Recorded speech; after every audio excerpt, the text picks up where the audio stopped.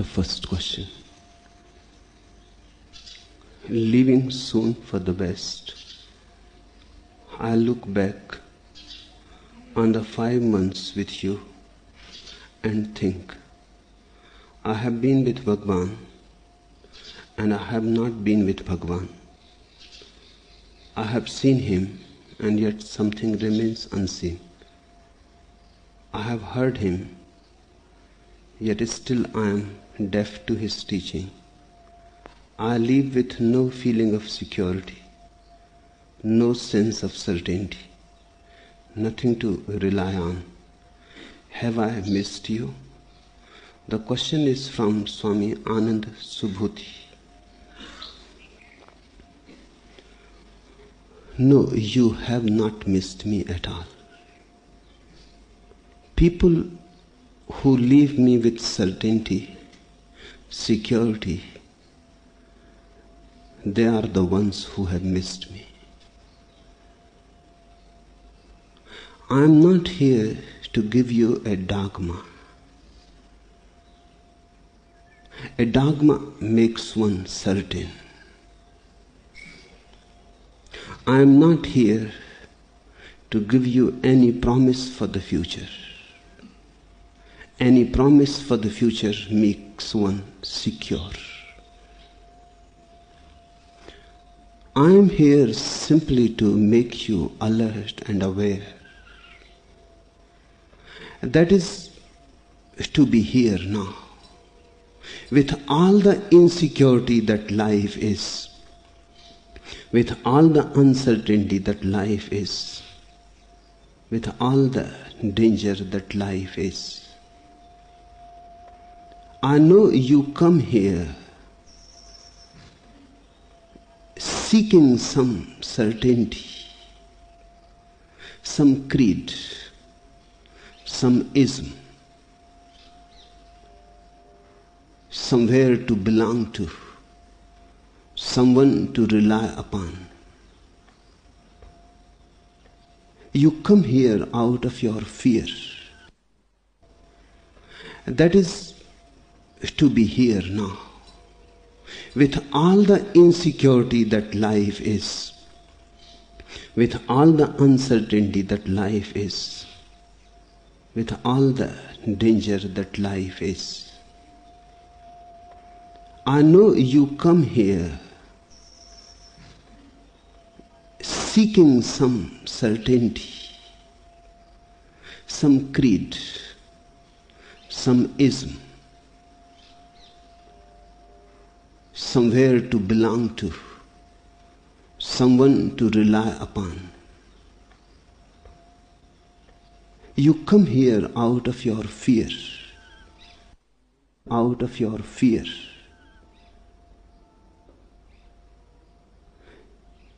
You are searching a sort of beautiful imprisonment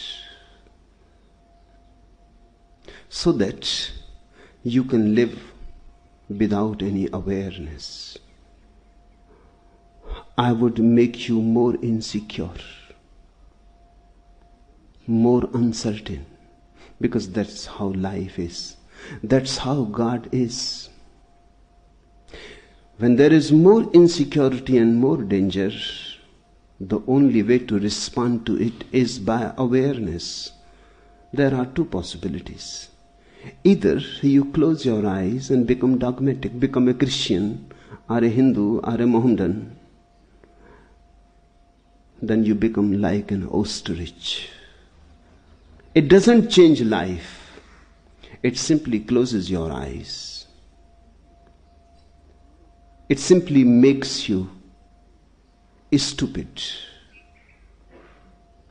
It simply makes you unintelligent.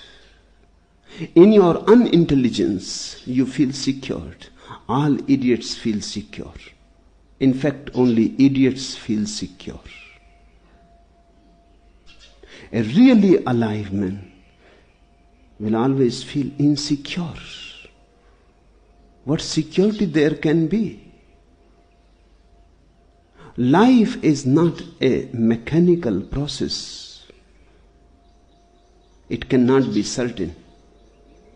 It is an unpredictable mystery. Nobody knows what is going to happen the next moment. Not even God that you think resides somewhere in the seventh heaven. Not even He, if He is there. Not even He knows what is going to happen. Because if He knows what is going to happen, then life is just bogus. Then everything is written beforehand. Then everything is destined beforehand. How can He know what is going to happen next if future is open? If God knows what is going to happen next moment, then life is just a dead mechanical process. Then there is no freedom. And how life can exist without freedom? Then there is no possibility to grow or not to grow. Everything is predestined. Then there is no glory, no grandeur. Then you are just robots. No, nothing is secure. That is my message. Nothing can be secure, because a secure life will be worse than death. Nothing is certain. Life is full of uncertainties, full of surprises. That is its beauty. You never can come to a moment when you can say, now I am certain. When you say you are certain, you simply declare your death. You have committed suicide. Life goes on moving with 1,001 uncertainties. That's its freedom. Don't call it insecurity. I can understand why mind calls freedom insecurity. Have you lived in a jail for a few months or few years? If you have lived in a jail for a few years, then the day of release comes. And the prisoner starts feeling uncertain about the future. Everything was certain in the jail. Everything was dead routine.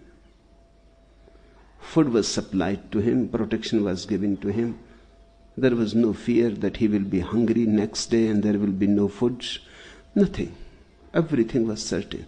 Now suddenly, after many years, the jailer comes and says to him, now you are going to be released. He starts trembling. Outside the wall of the prison, again uncertainties. Again he will have to seek, search. Again he will have to live in freedom. Freedom creates fear. People talk about freedom, but they are afraid. And a man is not yet a man if he is afraid of freedom.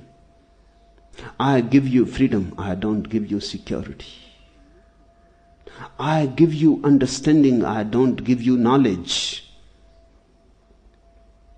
Knowledge will make you certain if I can give you a formula, a set formula, that there is a God, and there is a Holy Ghost, and there is a only begotten Son Jesus. There is hell and heaven. And these are the good acts and these are the bad acts. Do the sin and you will be in hell. Do what I call the virtuous acts and you will be in heaven. Finished, then you are certain. That's why so many people have chosen to be Christians, to be Hindus, to be Mohammedans, to be Jains. They don't want freedom. They want fixed formulas. A Jew was dying. Suddenly, in an accident on a road, nobody knew that he is a Jew. A priest was called, a Catholic priest.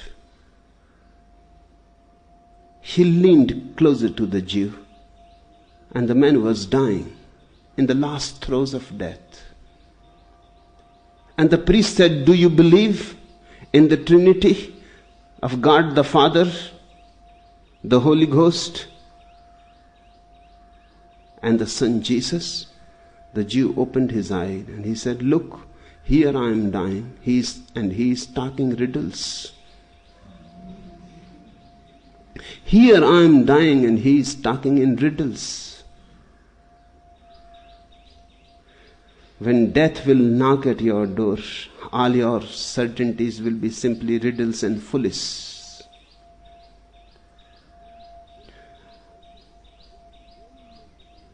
Don't cling to any certainty. Life is uncertain. Its very nature is uncertain. And an intelligent man always remains uncertain. This very readiness to remain in uncertainty is courage. This very readiness to be in uncertainty is trust.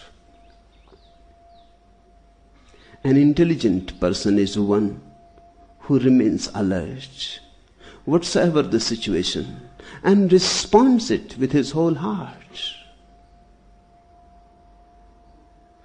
Not that he knows what is going to happen. Not that he knows that do this and that will happen. Life is not a science. It is not cause and effect chain. Heat the water 100 degrees and it evaporates. It is a certainty. But like that, in real life, nothing is certain. Each individual is a freedom, an unknown freedom. It is impossible to predict, impossible to expect.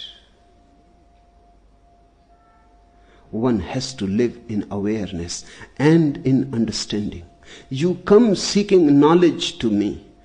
You want set formulas so that you can cling to them. I don't give you any. In fact, if you have any, I take them away.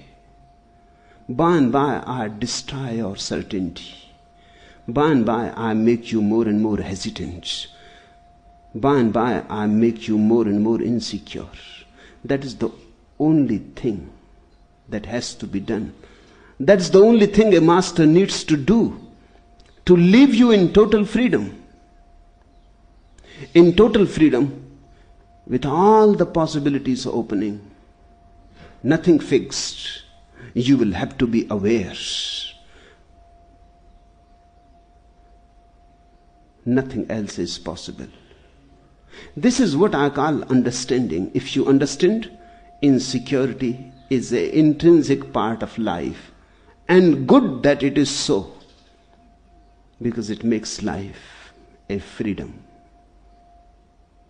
It makes life a continuous surprise. One never knows what is going to happen. It keeps you continuously in wonder. Don't call it uncertainty. Call it wonder. Don't call it insecurity. Call it freedom. I leave you with no feeling of security, no sense of certainty, nothing to rely on. Precisely that's what I have been always hoping. Have I missed you? No, not at all. You have understood me well. Go with this uncertainty into the world. Go with this insecurity into the world. And never be a coward. And don't regress back into some dogma. I have been with Bhagwan and I have not been with Bhagwan. Yes, it is so. This is the paradox of love. You possess your beloved and yet you don't possess. You are with your beloved and yet you are not with. This is the paradox of love. You cannot possess your beloved like a thing. You cannot become a possessor. Yet in a certain sense you possess your beloved. And in a certain sense you don't possess. In fact, the more you love, the more you make your beloved free. In fact, the more freedom you give to your beloved, the more you possess. The more you possess, the less you possess. This is the paradox of love. Here, being with me is an act of love. I have nothing else to give to you except my love. I have nothing else to share with you except my love. While you are here with me, you will be in this paradox continuously. You will feel you have been with me, and you will feel that you have not been with me. Both are true, and both are true together. That's the paradox of love. The more you have been with me, the more you will feel that you have not been with me. The less you have been with me, the more you will feel that you have been with me. There are foolish people, unloving people, who come and listen once or twice and think they have known me. And they go with certainty, with decisions, conclusions. They don't know what love is. They don't know what truth is. They come with certain prejudices. And if they feel that I'm agreeing with their prejudices, they think they have understood me. And they say, I'm right. If I'm not agreeing with their prejudices, they think they have understood me and this man is wrong. If you are here for a longer period, and the period is not so much important as the depth of the relationship, that is the meaning of sannyas. That is a plunge into a deeper intimacy, into a deeper commitment. Just the other night, a woman was asking, if I don't take sannyas, won't you accept me? I told her, yes, I accept you. Whether you take sannyas or not is irrelevant, but you will not be able to accept me if you don't take sannyas. If you are able to accept me, then sannyas is just a gesture of your acceptance, nothing else. It is just a gesture that I am coming with you, that I am ready to be with you, that even if you are going to hell, I would like to be with you in hell than to be in heaven alone. That's all. I am not promising you that I will take you to heaven. Nothing of the sort. Nobody should be hoping that. I am not promising you anything of that sort. Maybe I am going to hell.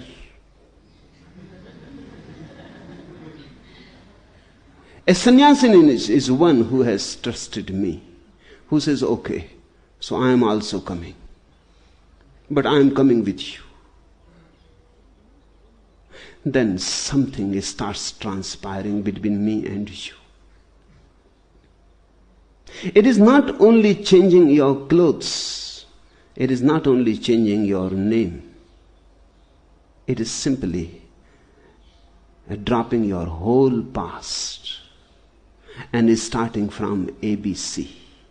That's why I change your name, just to give you a new start, as if you are born again.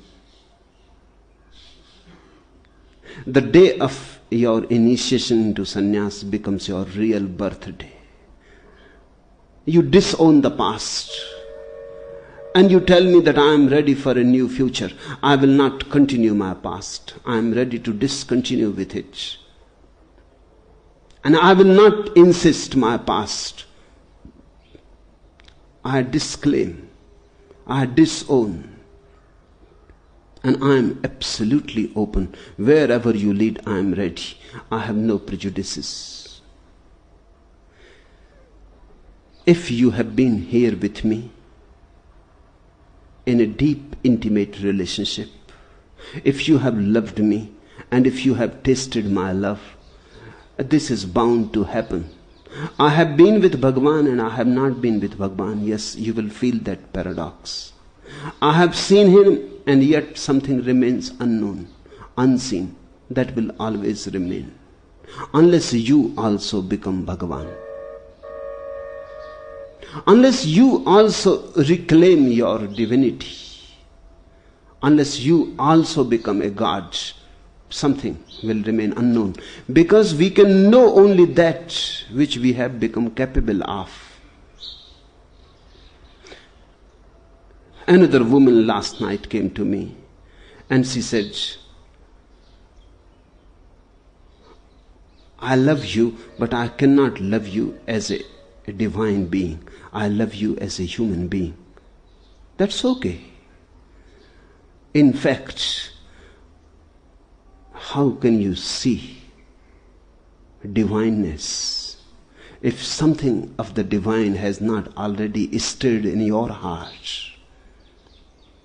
How can you see beyond yourself? And the woman who said is a dogmatic Christian. In fact, she thinks, maybe not very consciously, but unconsciously, that Jesus is the only God there ever has been. But you must know that Jesus was crucified, and the people who crucified him, they were not crucifying a God. They were crucifying a vagabond. They were crucifying a criminal. They were crucifying a man who was creating mischief. The people who crucified Jesus were not able to see his godliness at all. They could only see the mischief in him.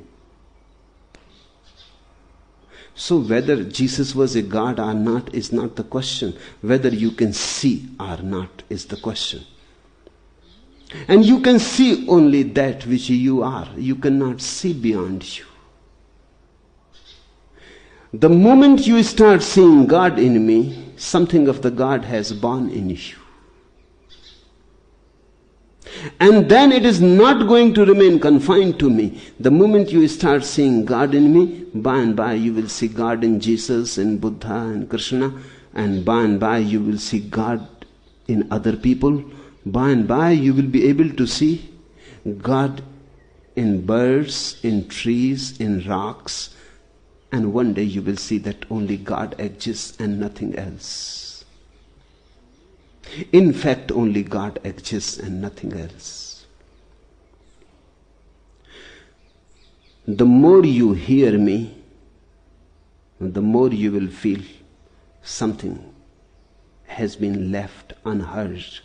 The more you see me, the more you will feel something is missing. You have not seen me totally. The more you are close to me, the more your thirst will become intense.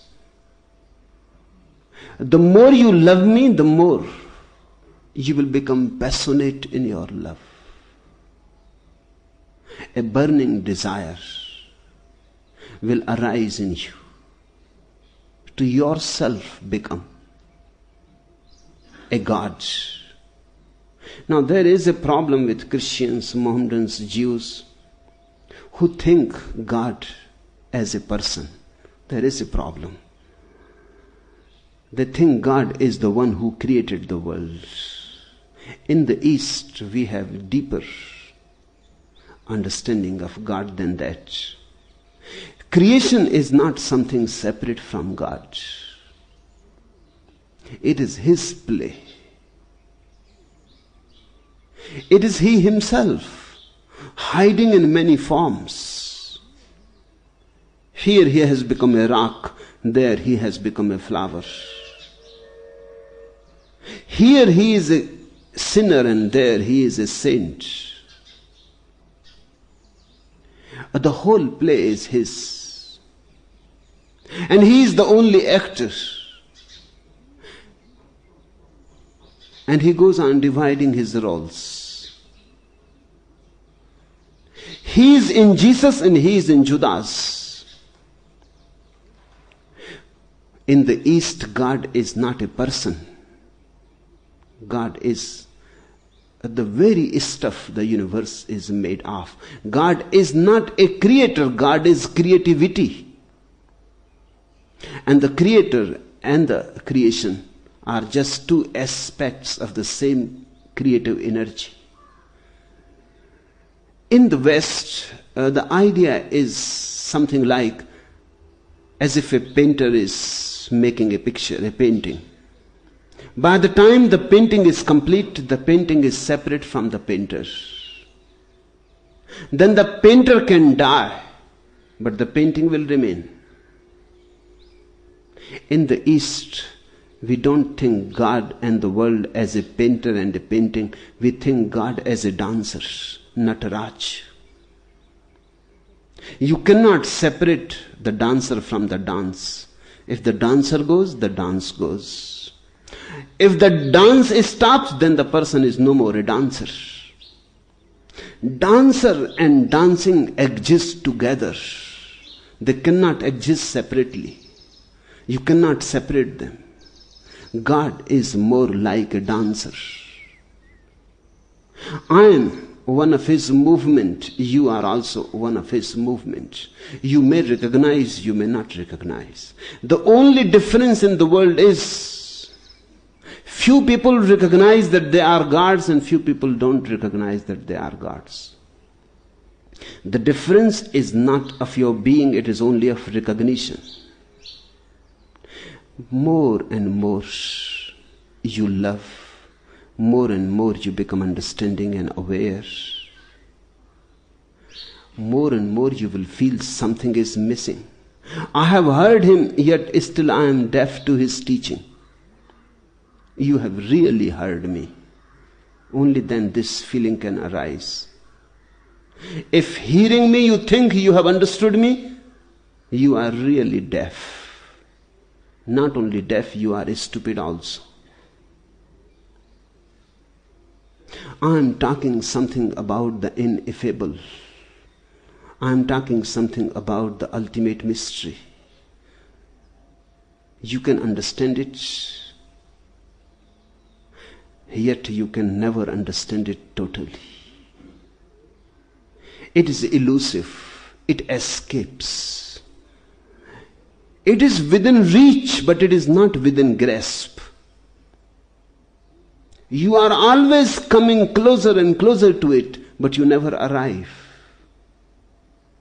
And the day you arrive, then you are no more there.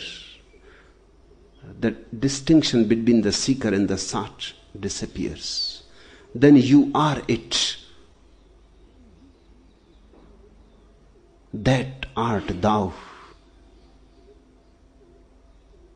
Then you are it. That is the moment of culmination. I would like to tell to Anand Subhuti, go happily, go in insecurity, go in freedom, go independent. There is no need to lean on anything or anybody. Don't use me as a crutch. Allow me to help you to become independent, to be free of me and to be free of everything. You have not missed me. I have fallen like a seed into your heart. Just watch prayerfully. wait with deep gratitude, and in right time the seed will sprout.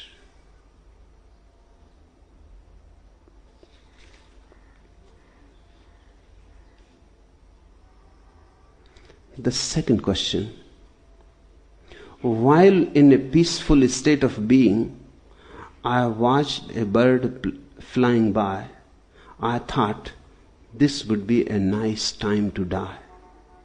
Yet during the stop exercise, when I was feeling some discomfort, I experienced maybe as much separation as ever.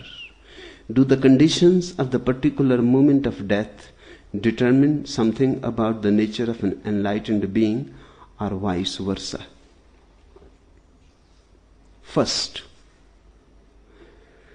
this is a sort of calamity that has befallen on human beings. Somehow, when things are going beautiful and you feel calm and quiet and collected, why you start thinking of death?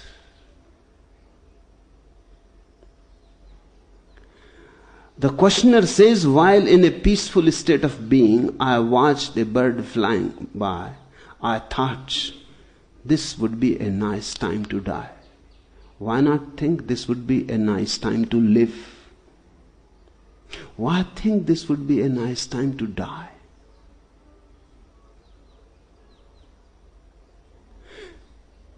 Something is implied in it. All over the world, and in the West more so, people have been taught not to be happy, not to enjoy life, not to be ecstatic. People have been taught that to be happy is somehow to be guilty. People have become deep down very much conditioned. When they feel happy, they almost always feel guilt arising. When they feel sad, everything is good. When they are depressed, nothing is wrong. When they are serious, there is no guilt. Have you watched it? Dancing with a woman, suddenly you feel guilty. Making love to a woman, suddenly you feel guilty. Enjoying your food, suddenly you start looking guilty.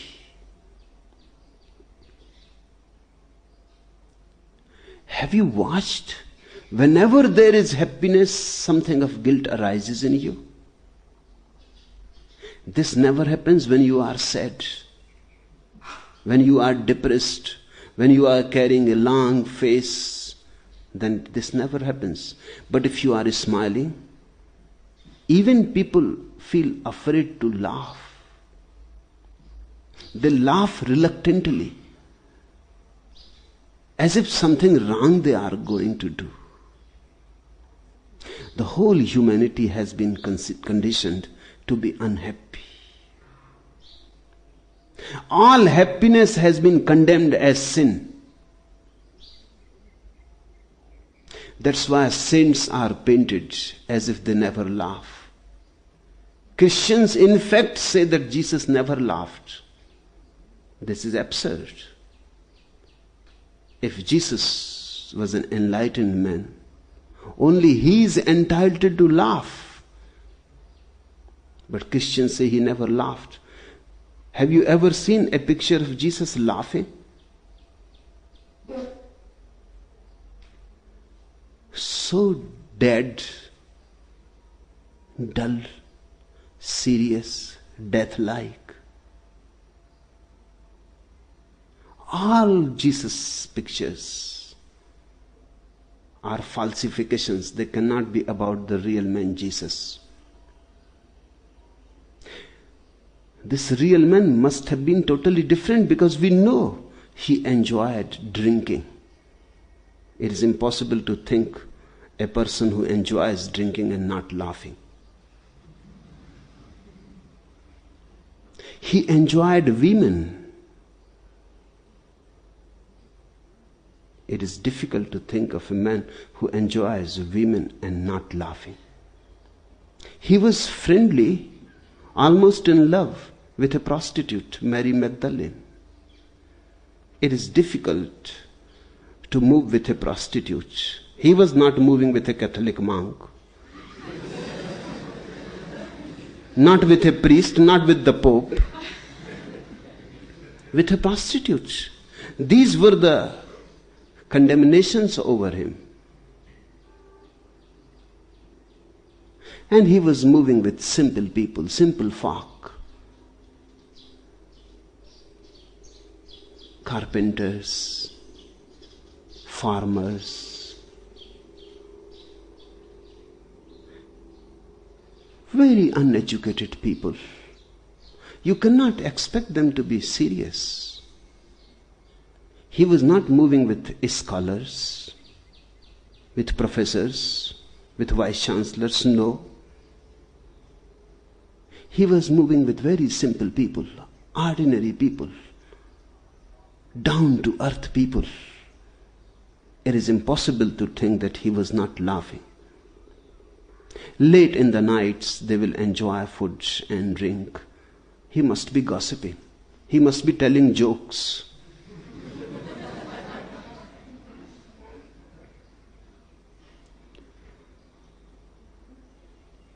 But he has been depicted as a serious man. And Christians say he never laughed. Then what is the function of an enlightened man? If Jesus cannot laugh, then who is going to laugh in this world?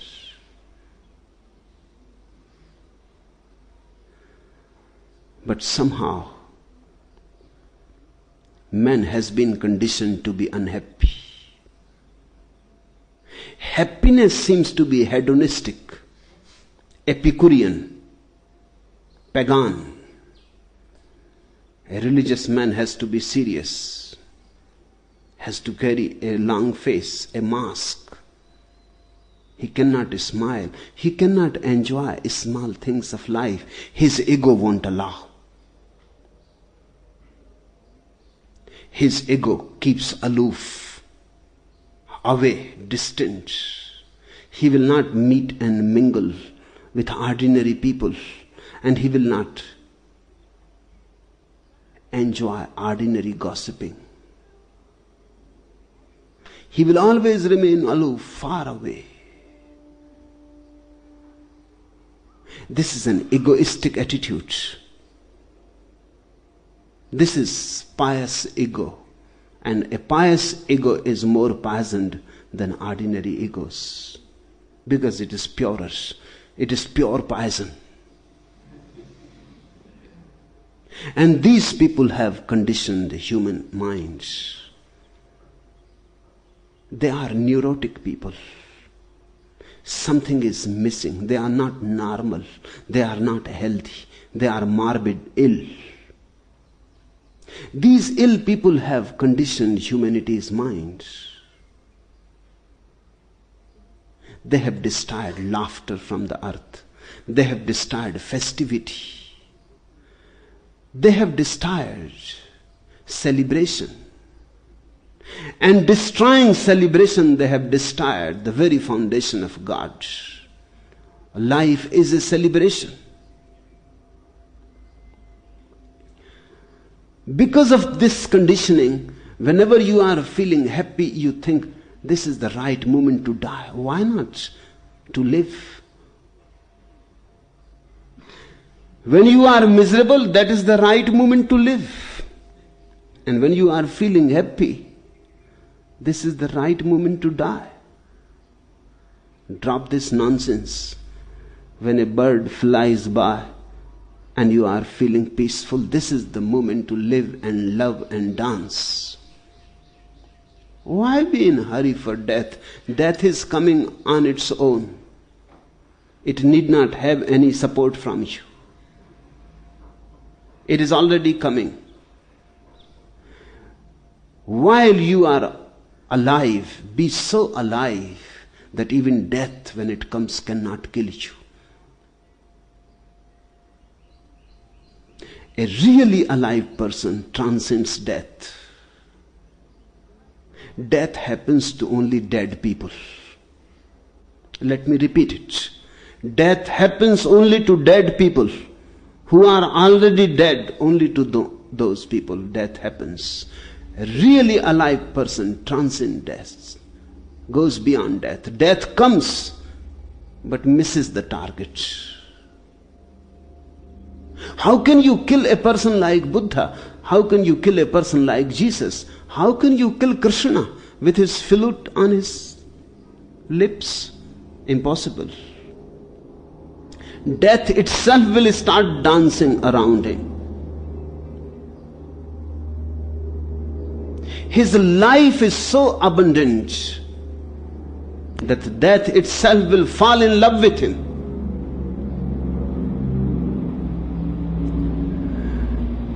Always remember that to be happy is to be religious, to be happy is to be virtuous, to be celebrating is to be prayerful, to be festive and to remain in a festive dimension continuously is to be a sannyasin.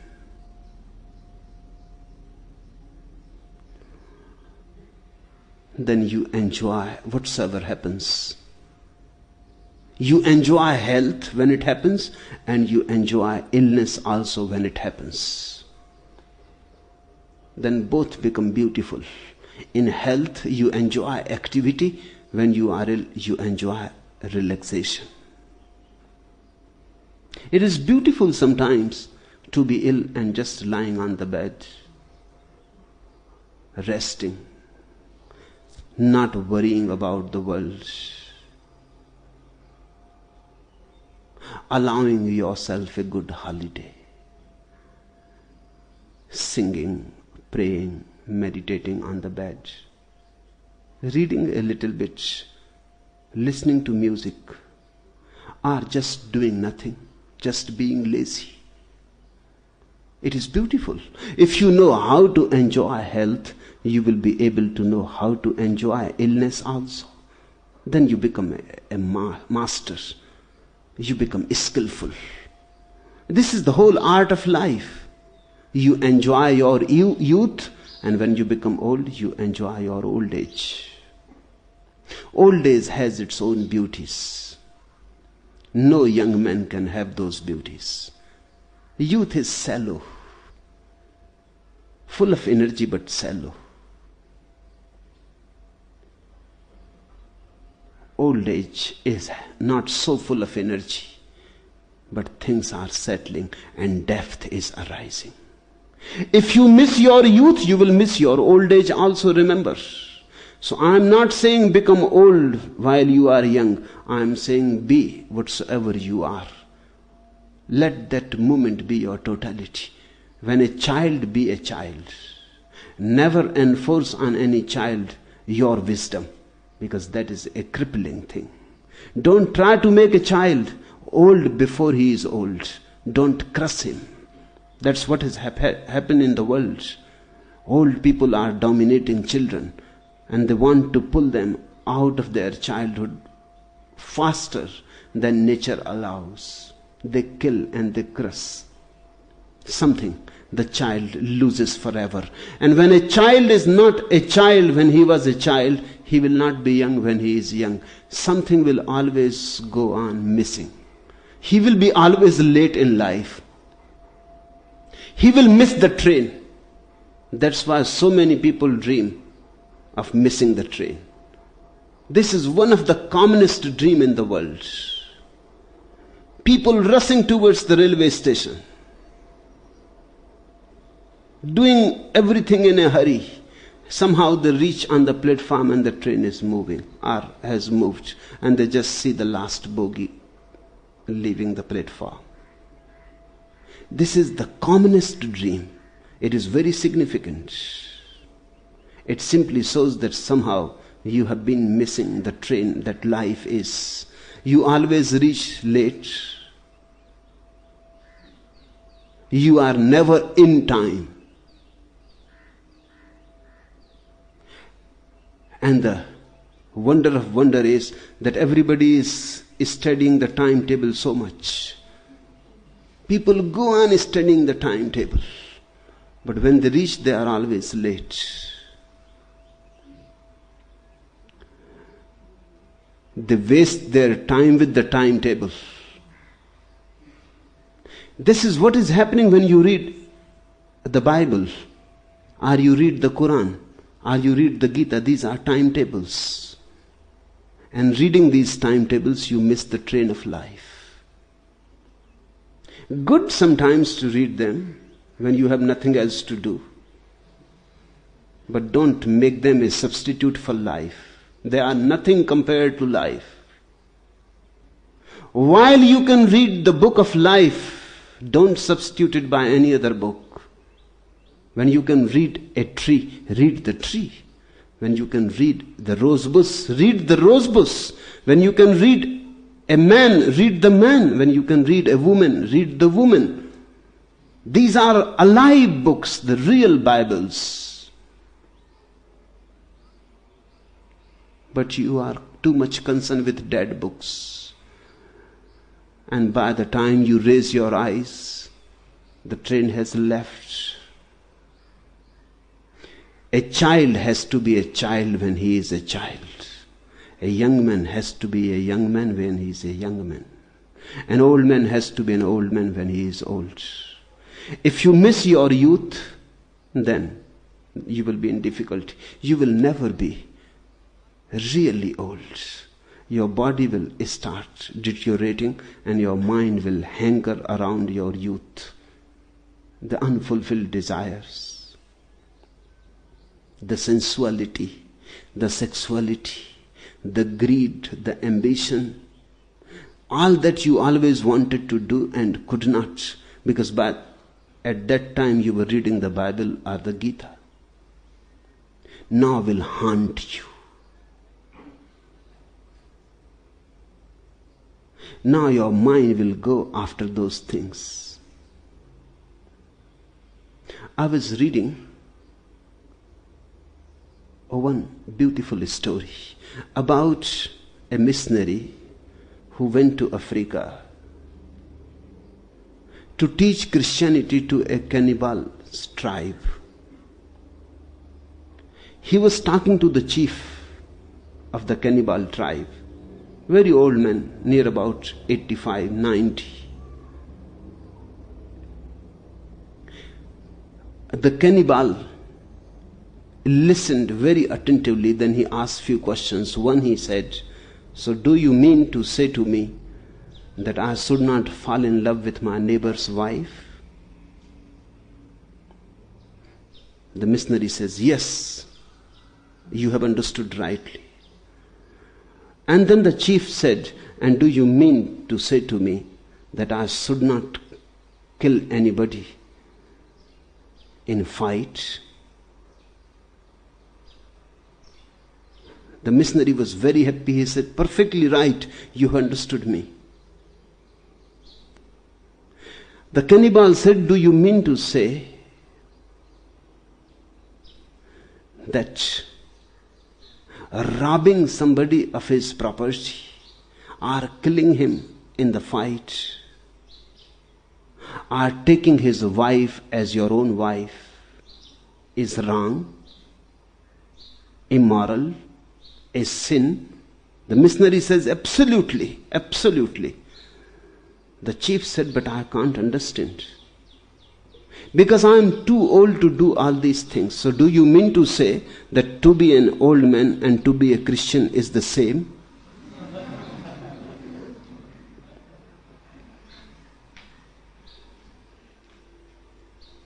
Your so-called religions are just religions created by dead people.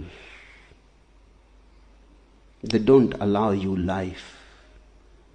They don't allow you love. They go on condemning all that is beautiful and all that is right at the time. My whole emphasis is that live the moment whatsoever it is, and live it with tremendous energy. If you are a young man while young, you will be an old man while old, very wise. You will have known all that is good and bad in life. The day and night, the summer and winter, all you would have known. By your own experience, a wisdom will arise. And when you will be dying, you have enjoyed your life so tremendously, you will be able to enjoy your death also. Only a person who has enjoyed his life becomes capable of enjoying his death. And if you are capable of enjoying your death, you have defeated death. Then there is no more birth for you and no more death for you. You have learned the lesson. This is what we call enlightenment. Learning the lesson that life can teach you. The questioner says, while in a peaceful state of being, I watched the bird flying by. I thought this would be a nice time to die. This thought must have come out of your Christian background. The so-called pseudo-religious background. Life negative background. Otherwise you would have thought, nice time to live. And you are alive, so think in terms of life. Why you think in terms of death? There must be some suicidal tendency in you. This I have watched in many people. Once I took one of my professors, he was my teacher. I took him to a very beautiful place. Nothing like it exists anywhere in the world. I used to live in Jabalpur, and just 13 miles away from there flows the beautiful river Narmada. 2 miles amidst hills of marble. 2 miles stretch of marble hills. It is something not of this world. And a full moon night, it is unbelievable. You cannot believe that it is there. It is so unreal. It has such a hypnotic energy in it. I took my old professor in a full moon night, just in the middle of the night, when the moon is just on the head. He could not believe that such a beautiful thing is possible on this earth. He said, what a beautiful place to die. But why this idea arises? What a beautiful place to live would have been absolutely relevant. What a beautiful place to love. What a beautiful place to dance and sing would have been relevant. But the idea arises, what a beautiful place to die. Why this death obsession? Can't you enjoy anything? Can't you delight in anything? Become aware of such tendencies. And next time when a beautiful moment passes by, dance, sing, paint, love. Death will take its own care. It will come one day. Be ripe when it comes. And the only ripeness that is possible is through living. Live deeply. Live totally. Live wholly. So when death comes and knocks at your door, you are ready. Ready like a ripe fruit to drop. Just a small breeze comes and the foot drops. Sometimes even without the breeze, the foot drops by its own weight and ripeness. Death should be like that. And the readiness has to come through living.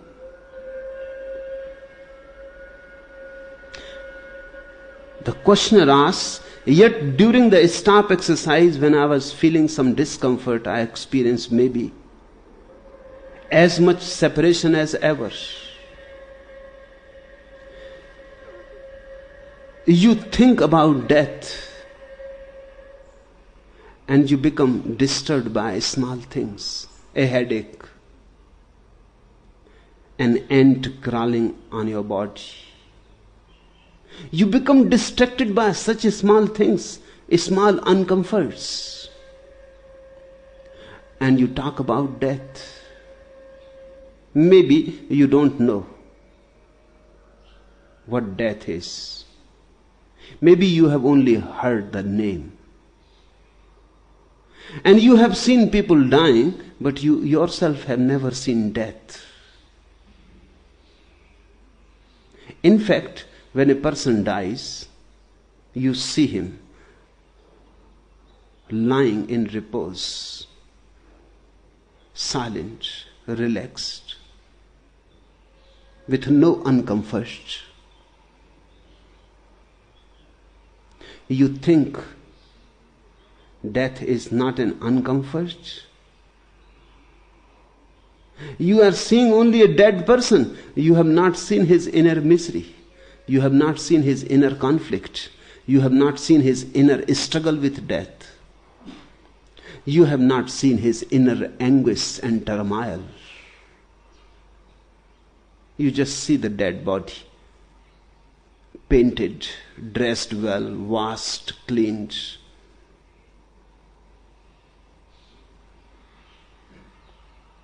One man died. Mullah Nasruddin went to see with his wife. And the wife said, "Looks so beautiful and so silent."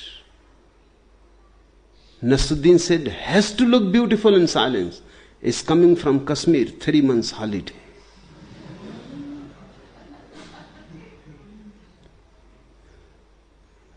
Watch a dead person. Every person looks beautiful, silent. Not that he died in silence, not that he died beautifully. Rarely a person dies beautifully. 99% people struggle very badly, fight, great stress arises. Just think, a small ant crawling on your body, a small thorn in your feet, and how uncomfortable you become. A small headache, stomach a little disturbed, and how you much become concerned. Just think, the body and soul are being taken apart. With the body you have become so involved. You have completely forgotten that you are a soul and you are being taken apart. You cling. You leave your claim very difficultly, very reluctantly, fighting, struggling, crying. But nobody can see it. It is something inside you. Only you can see it. And you cannot even say. You die in misery. Only few people die blissfully. And when death becomes a bliss, it is a samadhi. When death is a relaxation, real relaxation, deep inside you surrenders. You welcome. You have known life, now you want to know death also. You have lived life, you have enjoyed it. A great trust has arisen in you about life, and you know death is the culmination of life, the crescendo. It must be beautiful. When the whole journey has been beautiful, why not the goal? There is no reason to be afraid.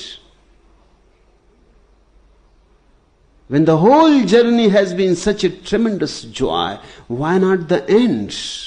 It is the culmination. You have come home. You welcome. You are ready to embrace death.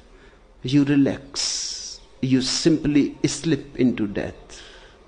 And that's the moment. If you can die without any fight, you don't die. And you are never born again. You have simply slipped out of the body confinements of the world. You live eternally, but then you live as an unembodied existence with no limitations, with no boundaries. Body gives you a boundary. Death takes away all boundaries from you. Body gives you a definition, makes you a man or a woman, makes you ugly or beautiful, makes you intelligent or unintelligent, makes you this and that. Body gives you definition. Death takes all definitions away. It simply leaves life undefined. Life undefined is what God is. But to know this death, you will have to know life well. So if you can accept my suggestion, next time when a beautiful moment passes by, think in terms of life. What a beautiful moment to live and dance and be alive. Then one day when death will come, you will say the same to death. What a beautiful moment to die. All moments are beautiful. Only you have to be receptive and surrendering. All moments are blessings. Only you have to be capable to see. All moments are benedictions. If you accept with a deep gratitude, nothing ever goes wrong. Do the conditions of the particular moment of death determine something about the nature of an enlightened being, or vice versa? Vice versa. Death does not determine. Neither time of death determines anything. It is you, conscious or unconscious, who determines the meaning of death. It is an enlightened consciousness that makes death so beautiful, so tremendously beautiful. You are making even life ugly. And an enlightened man makes even life, even death beautiful. It is you in the final analysis, always you, the decisive factor who decides whatsoever happens to you. Remember it. This is the very key. If you are unhappy, it is you. If you are not living rightly, it is you. If you are missing, it is you. The responsibility is totally yours. Don't be afraid of this responsibility. Many people become too much afraid of the responsibility because they don't see the other side of the coin. On one side is written responsibility, on another side is written freedom. Responsibility means freedom. If somebody else is forcing you to be in misery, then you cannot get out of it. How can you get out of it if somebody else is forcing you into misery? Unless the other decides not to make you miserable, you can never get out of it. If it is you who are responsible for your misery, then it is for you to decide. If you are enjoying being miserable, be miserable 1,000-fold. There is no problem. Enjoy. If you are not enjoying it, then drop. Be clear-cut. What I see is people go on thinking that they want to be happy, but what they can do? They are being forced to be miserable. This is absolutely absurd. Nobody is forcing anybody. Nobody can force anybody to be miserable. A man who knows how to be happy becomes happy in any sort of situations. You cannot give him any situation in which he will not find something to be happy about. And there are persons who have learned the trick to be unhappy. You cannot give them any situation where they will not find something to be unhappy about. Whatsoever you want to find, you will find. Life goes on supplying all sorts of things to you. You choose. I have heard 2 men were imprisoned. It was a full moon night. Both were standing near the window of their dark cell. The full moon was there.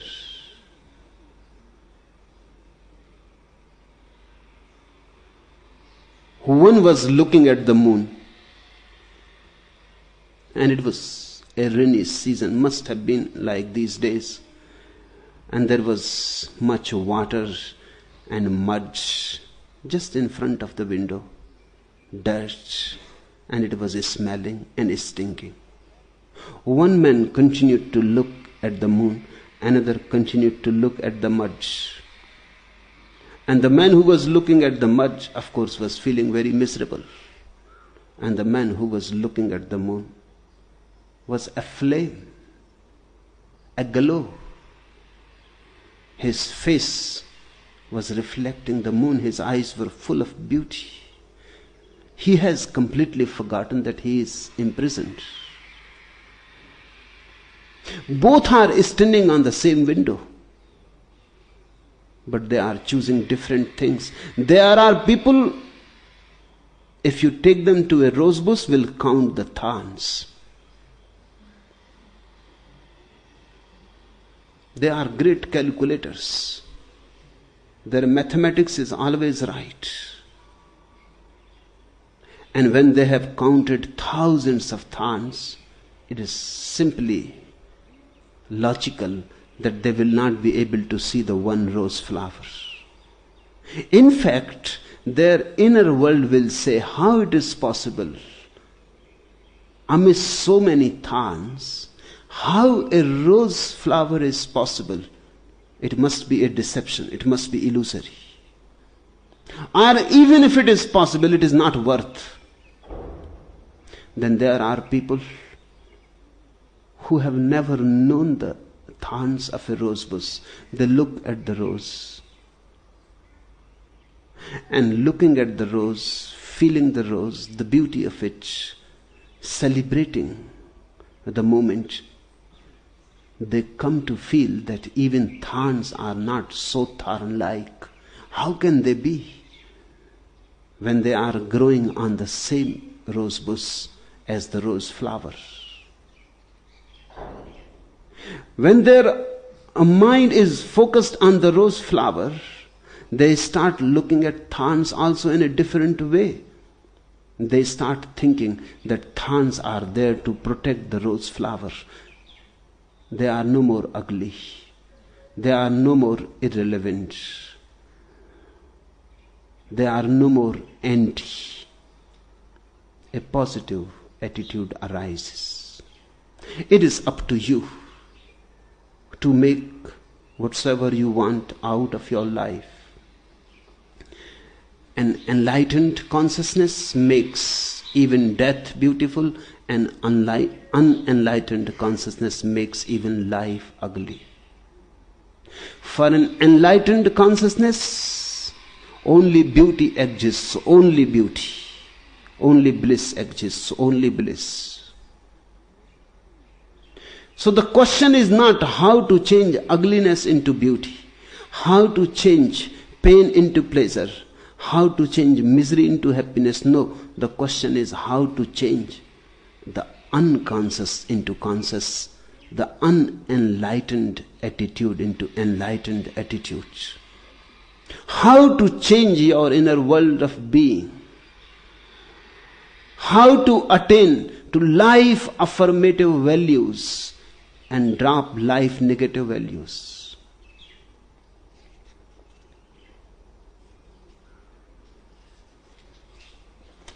The third question. I am a so-called psychologist. Usually I enjoy it. Recently I have begun to appreciate witnessing. I wonder now if I am qualified to be a psychologist. Carl Rogers used the phrase unconditional positive regard as the core of psychotherapy. Compassion is so foreign and new to me. Kindly advise. All psychologists are so-called psychologists because the real psychology does not exist yet, because man is still not known. Psychology is just a groping. It is still not a science. It is just in a very primary stage. So every psychologist is a so-called psychologist because psychology is a so-called psychology. The real psychology is yet to born. But the so-called psychology is paving way for it. So it is valuable. When I say it is so-called psychology, I am not condemning it. It is just like alchemy preceded chemistry, and astrology preceded astronomy. This so-called psychology is preceding, is a requirement for the real psychology to be born. Just as alchemists are no more remembered, forgotten. You cannot even mention their names. Sooner or later, Freud and Jung and Adler will be forgotten the same way. They are alchemists of the inner world. Sooner or later you will be surprised. Few other names will become more important, which are still there, but known only to few people.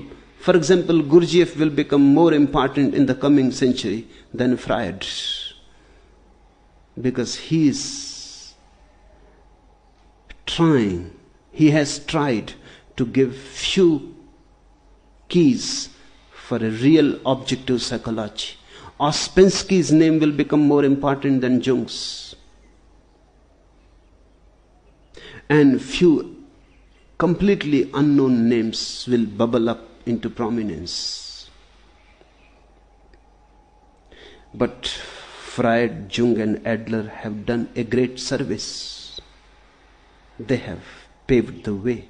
Without alchemy, chemistry would not have been born. It is a must, but it is so-called. We call it psychology because nothing else exists. But it is not yet real. It simply watches human beings from the lowest rung of the ladder. You go to a pond, you see a lotus. The lotus comes out of dirty mud.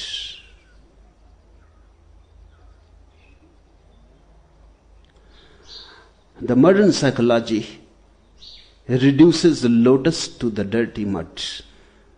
It says the lotus is nothing but the dirty mud. It is right in a way, and yet absolutely wrong. Right in a way because the lotus needs the dirty mud to come out. It comes out of the dirty mud. But to reduce it back to the dirty mud is not right.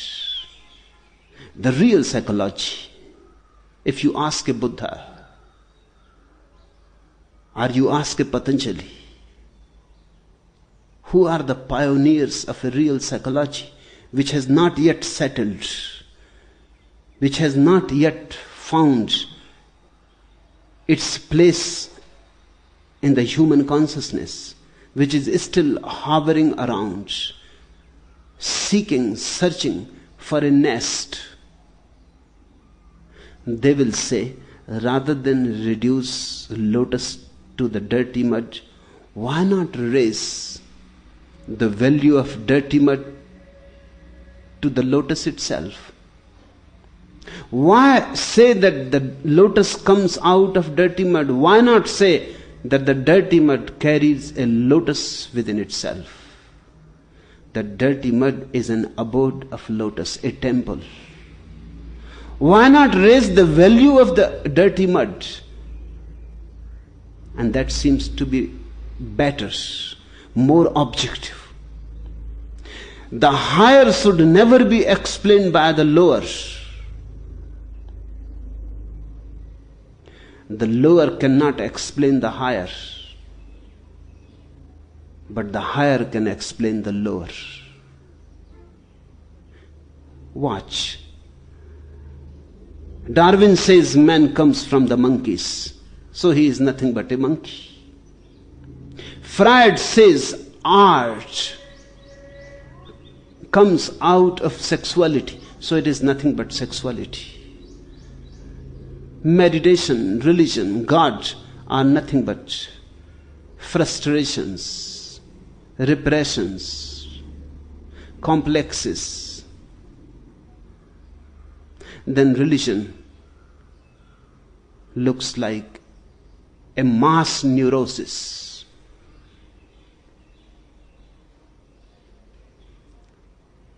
Darwin or Freud,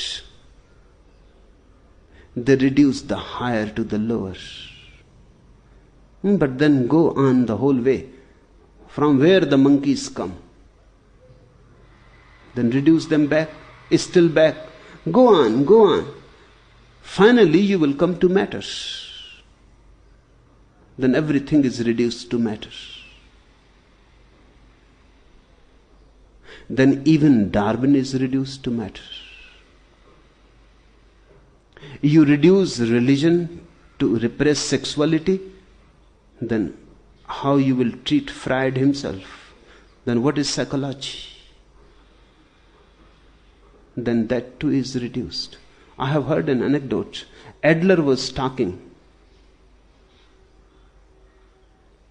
to few friends and few visitors. A group of Americans had come to see him, and he was talking about his famous theory about inferiority complex. And he said that if a man is inferior in one way, he tries to compensate it in another. For example, Lenin was very small. His legs were very small, out of proportion. When he will sit on the chair, his legs will not reach to the ground. That was the reason he rose so high, to prove that he is very powerful and he is not a weakling.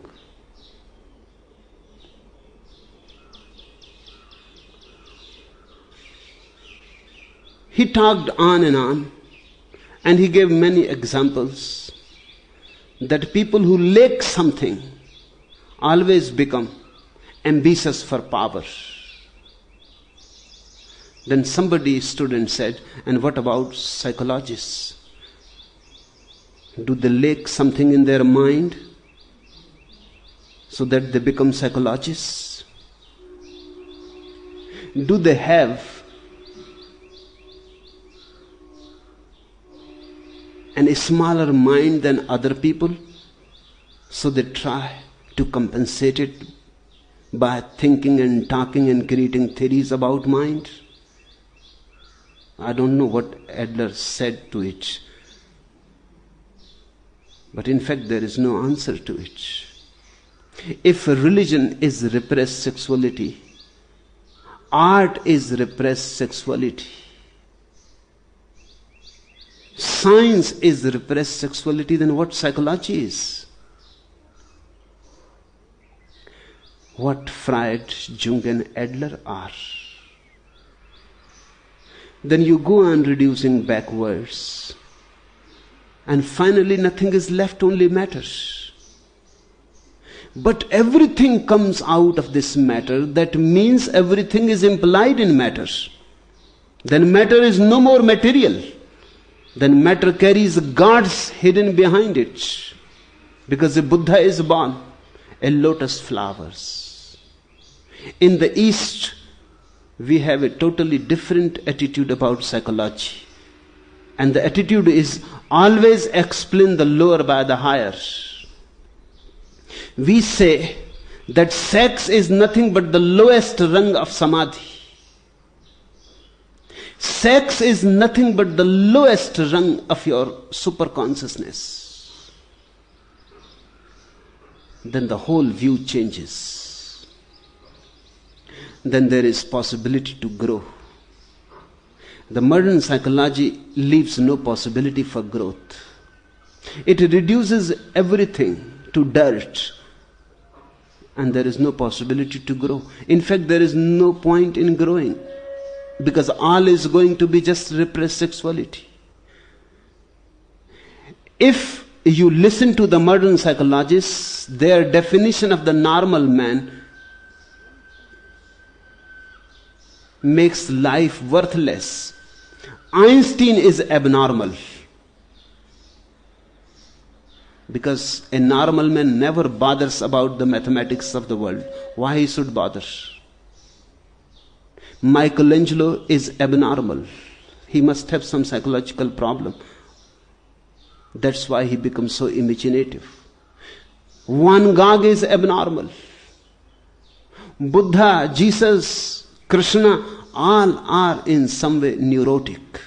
They are not normals, abnormals. They are all condemned. Then who is normal? The man who only lives in unconsciousness, gets up early in the morning, goes to the marketplace, earns his living, gives birth to children, makes a house, goes on moving in a routine for 70 years, then dies. This is the normal man. Not creative, not innovative, not original in any way, has nothing to contribute. No art, no science, no religion. Just think about a really normal world according to Freud. It will be the most boring world possible. There will be no music, because it is repressed sexuality. There will be no poetry,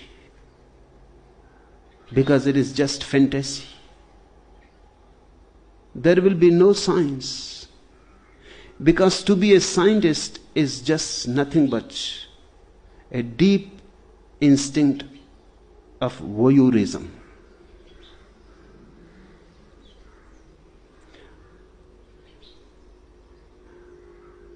If you remain clean, you like a shower, you use beautiful clothes, then it is exhibitionism. Then everything is condemned. Then everything is suspected and doubted. Then only animals are normal. And if man has to be normal, he has to be just live an animal life. Then you cannot soar high. Then the whole sky is taken away from you. And you live caged in your small cages of normal routine life. A world of normal people, according to Freud, is going to be worse than hell. Hell at least must be interesting. The world is beautiful because people soar high. Because there are Buddhas and Michelangelos and Van Goghs and Picassos, musicians and dancers and philosophers and psychologists and poets and painters. The world is beautiful because all are not normal. Few people try to be abnormal. Few people try to go beyond the norm, beyond the ordinary. And they try to raise themselves a little higher, to see more, to perceive more, to live more. People who are not satisfied with a dead routine life, people who are adventurous, people who take risk, people who dare, and people who go into the unknown and the unfamiliar. You are all abnormal according to Freud. Otherwise, what you are doing here with me? Meditating? Meditation is not a good term with Freud. Then something has gone wrong. Otherwise, an ordinary normal person never thinks of meditation. According to Freud, a normal person never thinks about himself. To think about the self is to become morbid. A normal person only thinks about others, never thinks about himself. Self-knowledge is a disease. The very idea of knowing oneself is ill. You are all abnormal. In fact, all great people, all rare people are abnormal. This psychology cannot be a real psychology. It cannot help us to explain Buddha, Jesus Christ, Mahavir, Patanjali. It cannot help us to understand the lotus. It can only help us to understand the dirty mud. What type of psychology is this? It does not help us to see above the boundaries, beyond the boundaries. It confines us to the boundaries. I call it a so-called psychology. Necessary, a preparation for the real psychology to come and take over. That's why I call all psychologists so-called. And the person who has asked the question says, I'm a so-called psychologist. Good. That you are aware of the so-calledness of your science. That you are aware that it is not enough. That you are humble. It is very difficult to find a psychologist who is humble. Because he thinks he has known man. He has known all that is possible to know. He becomes very, very egoistic. Good, it is a religious quality to be humble. Usually I enjoy it. It is good to help people. It is good to help them grow. Just one thing, remember always, don't help them just to be normal. Help them to grow. Help them to become unique. Don't help them to become normal. Normal, they will be just part of a collectivity. Help them to become individuals. Help them to become rare, unique. Enjoy it. Recently I have begun to appreciate witnessing. I wonder now if I am qualified to be a psychologist, if you ask me, and if my certificate can mean anything. To whomsoever it concerns, I certify you. By becoming a witness, the first rays are entering in you. You are really becoming qualified to be a psychologist. How can you be a psychologist? You have not witnessed even your own self. Then all your observations are from the outside. You see people's behavior. You can be a behaviorist but not a psychologist. When you have watched your innermost core, and that is the only way to watch it. You cannot watch it in somebody else. Because watching somebody else, you are always outside. You can watch the real human soul only from the inside. You have to become an introvert, witnessing. That's why the questioner has become suspicious whether he can call himself qualified. Because if he goes and asks Freudians, they will say you are dropping out of the profession. An introvert is morbid. Witnessing, there is nothing to witness. You are losing your track. But I will say to you, for the first time you are becoming really a psychologist. Carl Rogers used the phrase unconditional positive regard as the core of psychotherapy. Yes, it is. Compassion. An unconditional acceptance of the other's being as he is. Ordinarily, psychology has a condemnatory attitude. It goes on labeling. You say something and they will say you are a schizophrenic. You say something and you are a split personality. You say something, you are a neurotic or a psychotic. And they go on labeling as if man is just a thing to be labeled. Man is not a thing to be labeled.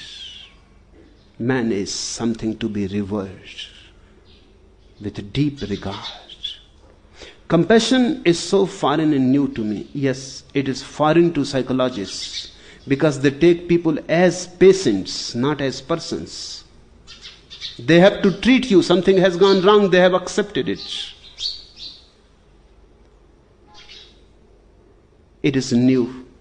If you start witnessing your being, you will feel more and more compassion. Allow it to happen more and more. In deep compassion, you will be able to help many more people. Because in fact, compassion is the only thing that helps. Compassion is therapeutic. Compassion is the only therapy there is. Enough for today.